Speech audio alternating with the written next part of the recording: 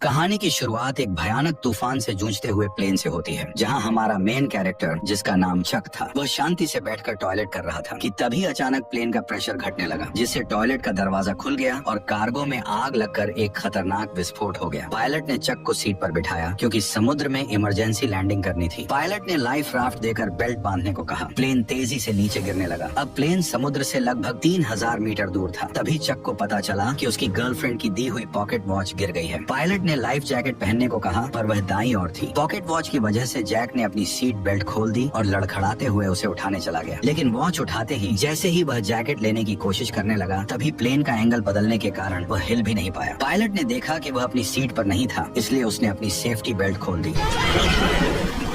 झटकों से पायलट बुरी तरह घायल हो गया। पायलट ने प्लेन को समुद्र की सतह पर धीमी गति से टच कराया, लेकिन गलत लैंडिंग से पानी केबिन में भर गया। सेफ्टी बेल्ट न बंधे होने की वजह से चक की जान बच गई। तभी अचानक प्लेन का ऊपरी हिस्सा फट पड़ा और समुद्र का पानी प्लेन के अंदर भरने लगा। लेकिन किस्मत से चक के हाथ में इन्फ्लेटेबल राफ्ट था, पर जैसे ही उसने उसे खोला, तभी अचानक राफ्ट से जुड़ा हुआ हिस्सा प्लेन में फंस गया। डूबता हुआ एरोप्लेन चक को राफ्ट के साथ नीचे खींचने लगा, पर चक की किस्मत अच्छी थी क्योंकि राफ्ट से जुड़ी हुई रस्सी अचानक टूट गई और इस तरह लाइफ राफ्ट ने उसे खींचते हुए मौत के मुंह से बाहर निकाल लिया। आखिरकार चक सही सलामत समुद्र की सतह तक पहुंच गया। उसने अपनी पूरी ताकत लगाकर राफ्ट पर चढ़ने की कोशिश की और मरते दम तक राफ्ट के किनारे को कसकर पकड़े रहा, लेकिन वह धीरे धीरे उस इंजन की ओर बहने लगा जो अभी भी चल रहा था। पीछे खतरा देखकर उसने तुरंत आंखें बंद कर ली। तभी इंजन में आग लग गई और विस्फोट की लहर ने उसे उछालकर फिर से समुद्र में गिरा दिया। पूरा प्लेन एक जोरदार ब्लास्ट के साथ धीरे धीरे समुद्र में डूब गया, लेकिन खतरा अभी टला नहीं था। चक को न केवल समुद्र की तेज आंधी तूफान का सामना करना पड़ा, बल्कि एक के बाद एक उठती विशाल लहरों को भी झेलना पड़ा। वह बस लाइफ राफ्ट की रस्सी को कसकर पकड़े रहा। इसी तरह पता नहीं कितनी देर बीत गई और अचानक लाइफ राफ्ट की हवा निकल गई। तेज चट्टानों ने उसे फाड़ दिया। इसका मतलब था कि वह आखिरकार किनारे पर पहुंच गया था। वो अपनी आखिरी ताकत जुटाकर लाइफ राफ्ट को घसीटते हुए किनारे तक लाया। अगली सुबह जब धूप उसके चेहरे पर पड़ी, तब उसे महसूस हुआ कि वह जिंदा है और छोटे से आइलैंड पर बहकर आ गया है। लेकिन मौत के मुंह से बच निकलने के बाद भी उसे कोई राहत नहीं मिली, क्योंकि वह नहीं जानता था कि इस अनजान जगह पर उसे कौन कौन सी खतरनाक चीजों का सामना करना पड़ेगा। वह चलते चलते प्लेन से बिखरी हुई चीजें उठाता गया और आइलैंड के अंदर अपने ही जैसे लोगों की खोज शुरू कर दी। लेकिन जब उसने चारों ओर नजर डाली, तो उसका स्वागत केवल कभी खत्म न होने वाले सन्नाटे ने किया। इससे ये साफ था कि वो एक ऐसे आइलैंड पर फंस चुका था जो दुनिया के नक्शे पर भी नहीं था। यहाँ फंसकर मर न जाए, इसलिए उसने खुद को बचाने के लिए तरह तरह के उपाय सोचने शुरू कर दिए। लेकिन इस समय उसके पास समुद्र तट पर हेल्प का निशान लिखने के अलावा कोई कारगर तरीका नहीं था। जल्दी ही रात का अंधेरा छा गया और वह अब भी उम्मीद कर रहा था कि कोई गुजरती हुई नाव उसे देख ले। लेकिन जैसे जैसे रात होती गई, उसकी उम्मीदें भी धीरे धीरे चारों ओर के सन्नाटे की वजह से डर में बदलती गयी। वह जंगल के बेहद खतरनाक जीवों की आवाज सुनकर लगातार डर से कांपता रहा। अगले दिन उसने इकट्ठा की गई चीजों से एक काम चलाओ रेस्टिंग प्लेस बनाया और प्लेन से निकले सामान की जांच शुरू कर दी। अब उसके पास उसकी गर्लफ्रेंड द्वारा दी गई एक पॉकेट वॉच के अलावा और कुछ भी काम का नहीं बचा था। अपनी गर्लफ्रेंड के साथ बिताए पलों को सोचते हुए उसे इस प्लेन में आने का और भी ज्यादा पछतावा हुआ। दरअसल केली के बिजनेस ट्रिप पर जाने से पहले उसने चक को एक पॉकेट वॉच दी थी, ताकि क्रिसमस पर लौटते ही दोनों एक दूसरे से शादी कर लें। लेकिन एक अचानक हुई विमान दुर्घटना ने इस शादी को यहीं पर रोक दिया। जब उसके सभी फैमिली मेंबर यह मान चुके थे कि चक इस हादसे में मारा गया है, तब भी वह जिद के साथ जिंदा रहा। लेकिन इस सुनसान आइलैंड पर खाना पीना बहुत बड़ी मुसीबत बन गया था और चक कब तक टिक पाएगा यह भी किसी को नहीं पता था। उसने अपनी कंपनी के बहुत से पार्सल वापस इकट्ठा किए, लेकिन उसने उन्हें खोलने का फैसला नहीं किया, क्योंकि उसके लिए यह उसके काम की ईमानदारी थी। चाहे वह अनजान टापू पर ही क्यों न फंसा हो, पर वह अब भी ग्राहकों के भरोसे को तोड़ना नहीं चाहता था। कल जो उसने समुद्र तट पर हेल्प के साइन बनाए थे, वे भी समुद्र की लहरों से कब के मिट चुके थे। उसे कुछ खराब लकड़ियों का इस्तेमाल करके फिर से हेल्प लिखना पड़ा। धीरे धीरे चक के मन में जिंदा रहने की चाह और भी बढ़ती जा रही थी। उसे पता था कि अगर यहाँ से निकलना है तो हर हाल में जिंदा रहना होगा। लेकिन इस वीरान छोटे टापू पर सख्त नारियल के अलावा उसे खाने लायक कुछ भी नहीं मिला, और क्योंकि उसके पास नारियल खोलने का कोई औजार नहीं था, इसलिए नारियल खोलना भी उसके लिए बेहद मुश्किल काम बन गया था। फिर उसने एक धारदार पत्थर से आखिरकार नारियल को फोड़ दिया और उसके पानी का स्वाद लेने लगा, जो उस पल उसके लिए अमृत जैसा था। लेकिन वह केवल नारियल से संतुष्ट नहीं हुआ। चक ने पेट भरने के लिए इस छोटे से टापू के अन्य हिस्सों की भी खोज करने का फैसला किया। वह यहाँ की सबसे ऊंची चोटी पर चढ़कर सब कुछ देखना चाहता था, लेकिन नुकीले पहाड़ी पत्थरों ने उसकी राह मुश्किल कर दी। इसलिए उसने पत्थर से अपनी पैंट का कपड़ा काटा, उसमें पत्ते मिलाए और एक जोड़ी जूते बना लिए। लेकिन जब वह पहाड़ की चोटी पर पहुंचा तब उसे पता चला कि यह सचमुच एक सुनसान टापू ही है। चारों ओर दूर दूर तक फैला समुद्र था, लेकिन उसके अलावा कोई और इंसान नजर नहीं आ रहा था। जब वह निराश होकर सोच रहा था कि आखिर वो कैसे अपनी जान बचा सकता है, तभी दूर एक अजीब सी चीज ने उसका ध्यान खींचा। वह बिना सोचे समझे उस चीज की ओर दौड़ पड़ा। उसे लगा था कि वह भी उसी की तरह जिंदा बचने वाला कोई पायलट है, लेकिन जब चक ने उस पायलट को पलट कर देखा तो पाया कि वह तो काफी समय पहले ही मर चुका था। दुखी मन से उसने पायलट की लाश को आइलैंड पर घसीट लिया और उसके पास से कुछ काम की चीजें इकट्ठा करने लगा। उसने एक जोड़ी अभी भी पहनने लायक जूते, एक टॉर्च जो अब भी जल सकती थी और एक बेकार हो चुका बटुआ अपने पास रख लिया। इसके बाद उसने पायलट के लिए एक कब्र खोदी और उसकी लाश को उसमें दफना दिया और उसकी मरने की तारीख एक चट्टान पर लिख दी। शाम के समय चक समुद्र तट पर बैठा अपने जूतों को निहार रहा था। उसके मन में एक अजीब सी उदासी थी। उसे लगा कि शायद अगली बार जो उस कब्र में लेटा होगा वह खुद ही होगा। इसे वजह से रात में चक सो नहीं सका। उसे समझ आ गया था कि अगर वह ऐसे ही हाथ पर हाथ रखे बैठा रहा तो उसका मरना तय है। इसलिए अगले दिन उसने जंगल में जिंदा रहने की कला सीखी। उसने पेड़ों की पत्तियों पर जमी ओस को इकट्ठा कर नारियल के खोल में जमा किया, क्योंकि उसे पीने के लिए साफ पानी चाहिए था। उसने लकड़ी की छड़ी को नुकीला कर मछलियों को पकड़ने का भाला बनाया। भले ही यह सब बेवकूफी भरा था, पर इस लगातार कोशिश ने उसे निराश नहीं होने दिया। उसी रात टॉयलेट करते वक्त उसने एक रोशनी देखी। वह जोर से चिल्लाया ताकि उस नाव का ध्यान खींच सके। उसे लगा जैसे उसे अब और यहाँ रहना नहीं पड़ेगा। उसने टॉर्च से संकेत दिया कि कोई उसे देख ले, लेकिन दूरी ज्यादा होने की वजह से यह हल्की सी रोशनी किसी काम की नहीं थी। जैसे जैसे वह रोशनी उसकी नजरों से धीरे धीरे ओझल होती गई, उसका दिल गुस्से और बेबसी से भर गया। इसलिए अगली सुबह सूरज निकलते ही वह बेसब्री से फटी राफ्ट लेकर उस जहाज की दिशा में बढ़ चला, क्योंकि यह उसके कई हफ्तों की कोशिशों के बाद मिली एकमात्र बच निकलने की उम्मीद थी। वह इसे यूं ही खोने को हरगिज तैयार नहीं था। हालांकि वह जैसे तैसे समुद्र को पार करना चाहता था, लेकिन वह बार बार लहरों की मार के आगे हार जाता था। उसने अनगिनत बार हिम्मत दिखाई, लेकिन हर बार समुद्र की लहरों ने उसे पीछे धकेल दिया। लेकिन फिर भी वह हार मानने को तैयार नहीं था। उसने बहुत कोशिश की, लेकिन आखिरकार समुद्र की लहरों ने उसे अपने अंदर समा लिया। पानी के अंदर पहुंचते ही अचानक उसकी जांघ एक नुकीले समुद्री पत्थर से टकरा गई और एक तेज दर्द ने चक की जांघ को खूनम खून कर दिया। इस वक्त उसमें अब और आगे बढ़ने की ताकत नहीं बची थी। वह बस टूटी फूटी राफ्ट को घसीटते हुए बुरी हालत में किनारे लौट आया। शाम के समय अचानक आसमान में तेज आंधी और मूसलाधार बारिश शुरू हो गई, जिससे पहले से ही घायल चक की मुसीबतें और बढ़ गईं। वह राफ्ट की मदद से केवल कंपनी के सामानों को ही ढक सका। फिर वो बारिश से बचने के लिए खून से बहती टांग के साथ कोई और जगह ढूंढने लगा। तभी उसे एक छोटी सी गुफा मिल गई और खुद को होश में रखने के लिए उसने कुछ घूंट गंदा बारिश का पानी पी लिया। लगभग पूरी तरह थक जाने के साथ उसका घायल शरीर अब और सहन नहीं कर सका और वह जमीन पर बेहोश हो गया। उसके पीछे रखी टॉर्च की बैटरी खत्म होते ही वो भी अंधेरे में डूब गई। अगले दिन चक फिर से तेज दर्द के साथ जागा। उसकी टांग के घाव में कीड़े लगने के लक्षण दिखाई दे रहे थे। इस सुनसान जगह पर अगर इसका इलाज न हुआ तो उसे और भी बड़े खतरे का सामना करना पड़ेगा। जिंदा रहने की थोड़ी सी भी उम्मीद पाने के लिए उसे अपने मन की जिद छोड़नी पड़ी और उसने उन पार्सलों को खोलने का फैसला किया। पैकेजों में उसे एक दर्जन वीडियो टेप, एक गिफ्ट की तरह सजाया गया वॉलीबॉल, एक सुंदर महिला की लंबी ड्रेस और सबसे स्टाइलिश दिखने वाली एक जोड़ी स्केट्स मिले। लेकिन आखिरी पार्सल को उसने खोलने का फैसला नहीं किया। शायद इसलिए कि वह निराश नहीं होना चाहता था, या शायद इसलिए कि वह अपने लिए एक उम्मीद बचाकर रखना चाहता था। उसने पार्सल की पैकिंग में इस्तेमाल हुए फोम को अपने घाव पर लगाया। फिर जूतों के फीते खोलकर उसने उनसे काम चलाऊ पट्टी बांध ली। जूतों के ब्लेड उसके सबसे काम आने वाले औजार बन गए और लंबी ड्रेस की काली जाली से उसने एक आसान मछली पकड़ने का जाल बना लिया। मछली पकड़ने के औजार की मदद से कई दिनों बाद वह आखिरकार पहली बार पेट भर खाना खा सका।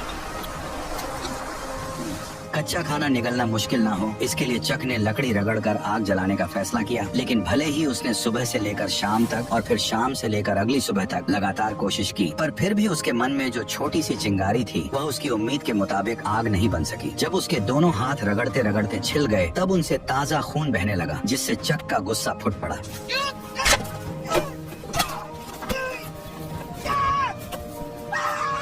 आइलैंड की मुश्किल जिंदगी और पुरानी चोटों ने उसे पूरी तरह तोड़ दिया था। चक ने किनारे बैठकर अपने घावों को पानी से साफ किया और तेज दर्द ने उसे परेशानी का एहसास फिर से करा दिया। अब उसके लिए जिंदा रहना एक ऐसा सवाल था जिससे वह भाग नहीं सकता था। अभी अभी गुस्से में फेंकी गई वॉलीबॉल उसके पैरों के पास पड़ी थी, जिस पर उसकी ताजा लाल हथेली की छाप बहुत ही चमकदार दिख रही थी। तभी उसके दिमाग में एक अजीब ख्याल आया। उसने अपनी लार से हथेली के निशान पर 2 आंखें और ऊपर हल्की सी मुस्कान बना दी। अब वह वॉलीबॉल एक इंसान के चेहरे जैसी लगने लगी। लगी थी। शायद बहुत ज्यादा अकेले रहने के कारण उसने तय किया कि वो इस चेहरे को अपना दोस्त बना लेगा। उसने वॉलीबॉल का नाम विल्सन रखा और उसे अपने पास रख लिया ताकि वह उसकी जिंदगी में उसका साथ दे सके। यह दृश्य थोड़ा अजीब जरूर था, लेकिन कम से कम उसे अकेला होना महसूस नहीं हुआ। विल्सन की निगरानी में चक को जैसे फिर से पूरी ताकत मिल गई। जैसे जैसे वह तेजी से लकड़ी को घिसता गया, लकड़ी के टुकड़ों के बीच सचमुच चिंगारी निकल आई।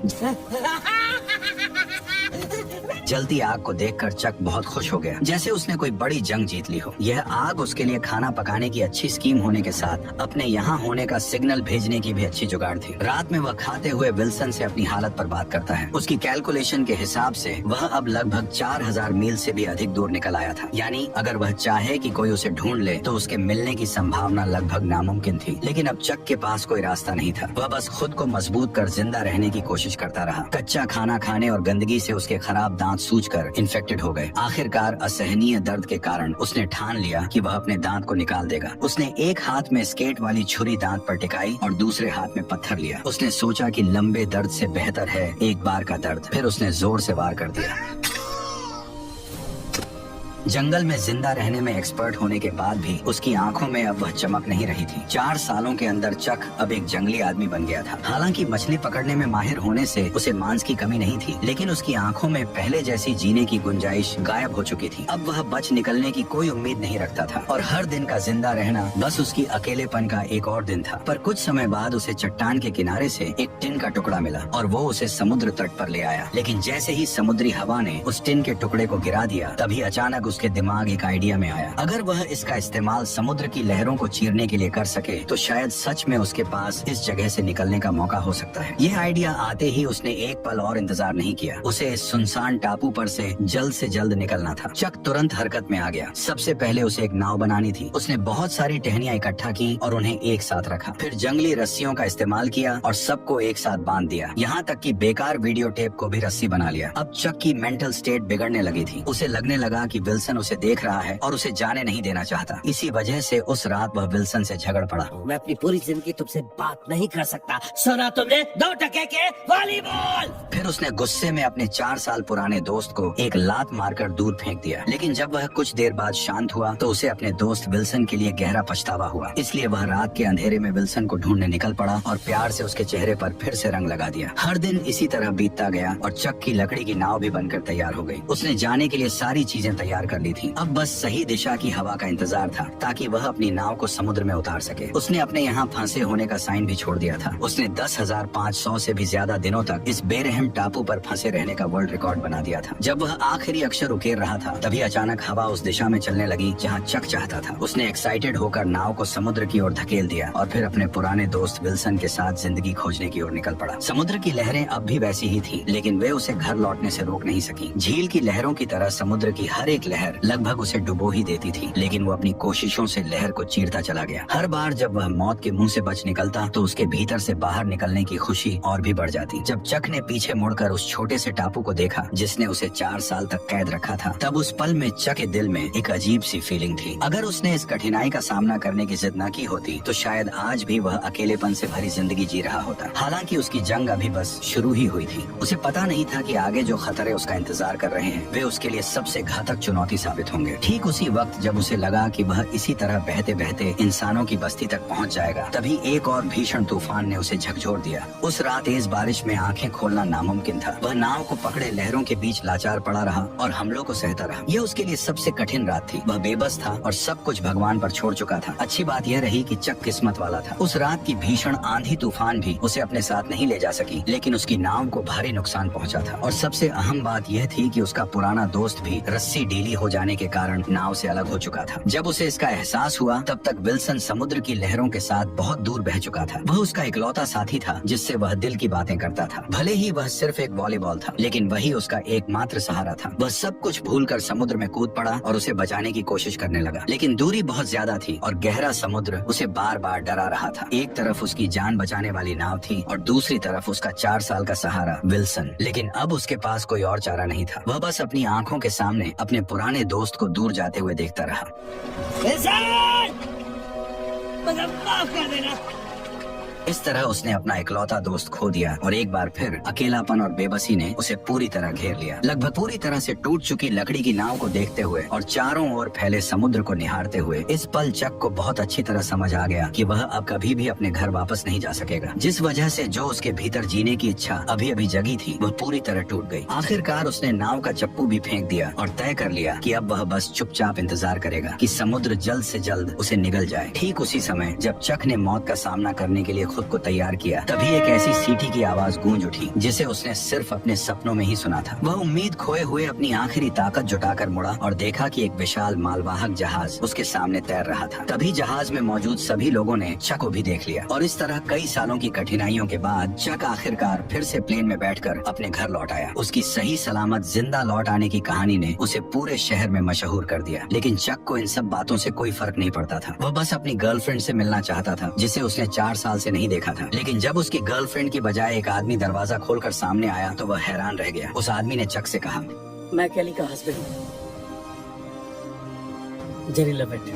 तब उसे पता चला कि जिसे वह याद करता रहा वह अब शादीशुदा थी और एक बच्चे की मां बन चुकी थी। केली का हस्बैंड चक को शांत करते हुए अपनी पत्नी का बचाव कर रहा था। शायद तुम्हें उसे थोड़ा और वक्त देना चाहिए। इतना कहकर वह वहाँ से चला गया। केली को रोते देख चक को उसकी हालत समझ आ गई। वह समझ गया उसकी कोई गलती नहीं थी। चक भी शायद वही करता। उस रात कंपनी ने स्वागत में समुद्री जानवरों की दावत दी। मेज पर रखी स्वादिष्ट मछलियाँ और बड़े केकड़े देखकर उस पल चक ने कुछ अजीब महसूस किया। उसके मन में उस आइलैंड की यादें थी, क्योंकि टापू पर उबाऊ लगने वाले केकड़े और मछलियाँ यहाँ लजीज खाना बन गई थी। अगले दिन चक ने उस पार्सल को मंजिल तक पहुँचाया जिसे उसने टापू पर खोला नहीं था और एक थैंक्स लेटर भी दिया। उसने आभार जताया कि इसी पैकेज ने उसकी जान बचाई है। उस अजीब से पार्सल में क्या था जो इतने लंबे समय तक उसका साथी रहा, ये जानने के लिए उसने उसे कभी नहीं खोला। और इस तरह इस शानदार कहानी का अंत हो गया। तो अब तुम बताओ कि तुम्हें ये वीडियो कैसी लगी। अगर वीडियो पसंद आई हो तो मेरे चैनल पर जाकर और वीडियोस को भी जरूर चेक करो और कमेंट में बताओ कि अगली किस मूवी का एक्सप्लेनेशन देखना चाहते हो।